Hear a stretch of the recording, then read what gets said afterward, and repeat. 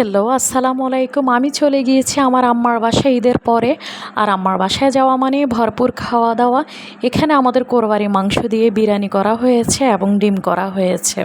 তো যাই হোক, এই খেতে না খেতে মাগরিবের পরে নামাজ পড়ে আবার নাস্তার আয়োজন। নাস্তায় ছিল আমার ভাইয়ের বউ আমাদের জন্য মোমো বানিয়েছে বাসায়। মোমোটা এত সফট ছিল, খেতে খুব ভালো লাগছিল। আর বাসায় একটা সস বানিয়েছিল মোমোর জন্য। এরপরে আমাদের কাঙ্ক্ষিত সেই চা, যেটা না হলেই না। যতই যা খাই না কেন, চা তো লাগবেই।